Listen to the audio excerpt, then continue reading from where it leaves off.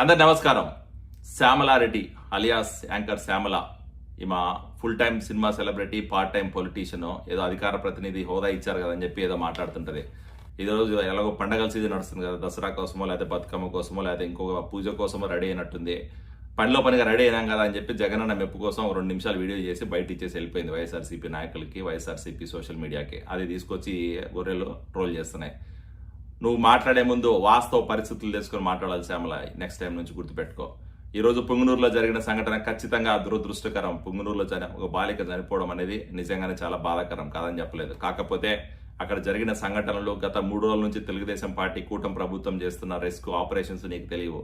అక్కడ ఈ రోజు బాలికని కాపాడలేకపోయినాం, కాదని చెప్పలేదు. కాకపోతే ఆ బాలిక ఎలా జరిగింది, దానిలో అది జరగడానికి కారకులైన ప్రతి ఒక్కడికి శిక్ష పడేలాగా ఖచ్చితంగా కూటమి ప్రభుత్వం పనిచేస్తుంది. అది గుర్తుపెట్టుకోండి. నువ్వు ఈరోజు వచ్చి ఏదో పున్నమి వెలుగులు పోయి అమావాస్య చీకట్లు వచ్చినాయి, రాష్ట్రం రావని కాస్త అవుతుంది, లేకపోతే చంద్రబాబు నాయుడు గారి ప్రభుత్వంలో మహిళల మీద దాడులు ఎక్కువైనాయని చెప్పి మాట్లాడుతున్నావు కదా.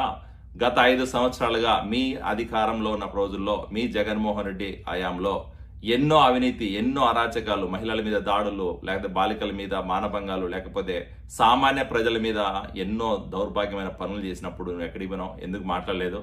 అధికారాన్ని కేవలం ఆయన స్వార్థ ప్రయోజనాల కోసం ఫుల్ టైం వాడుకొని పార్ట్ టైం ప్రజాసేవ చేసిన జగన్మోహన్ రెడ్డి అరాచక పాలనలో గత 5 సంవత్సరాల్లో ఎంతో మంది మహిళల మీద దాడులు జరిగినాయి. మరి ఆ రోజు ఎందుకు మాట్లాడలేదు? గత 5 సంవత్సరాల్లో మీ జగన్మోహన్ రెడ్డి హయాంలో లా అండ్ ఆర్డర్ని కంప్లీట్గా నిర్వీర్యం చేసి, లా అండ్ ఆర్డర్ని కేవలం ఆయన అవినీతి కేసుల నుంచి బయటపడడానికే, లేకపోతే వాళ్ళ బాబాయ్ మర్డర్ కేసు నుంచి బయటపడడానికో వాడుకొని ప్రజాసేవని కంప్లీట్గా నిర్వీర్యం చేసి రాష్ట్రాన్ని రావణ కాస్త నిజంగానే చేసిన రోజుల్లో నువ్వు ఎక్కడికి పోయినావు? ఆ రోజు ఎందుకు మాట్లాడలేదు? ఈరోజు జగన్మోహన్ రెడ్డి ప్రభుత్వంలో చేసిన తప్పులు, జగన్మోహన్ రెడ్డి చేసిన అవినీతి అరాచకాలు బయటపడుతున్నాయి. రాష్ట్రంలో ప్రజలు ఈరోజు మళ్ళీ నార్మల్ సామాన్య ప్రజలందరూ కూడా బతికే పరిస్థితి వచ్చింది. సామాన్య ప్రజలు, మహిళలు ఈరోజు స్వేచ్ఛగా బయట తిరుగుతున్నారు.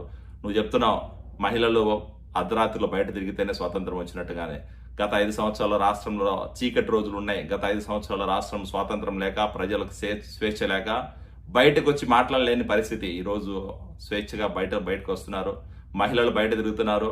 ఆడబిడ్డలు మళ్ళీ ఈరోజు వాళ్ళకి సంక్షేమం, వాళ్ళకి ఈరోజు ఫ్రీడమ్ వచ్చినట్టు ఫీల్ అవుతున్నారు. నీలాంటి వాళ్ళు హైదరాబాద్లో కూర్చొని రాజకీయం చేసేది, హైదరాబాద్లో కూర్చొని మాట్లాడితే మీకు వాస్తవాలు తెలియదు. ఒకసారి వచ్చి గ్రౌండ్లో రియాలిటీ తెలుసుకొని మాట్లాడు.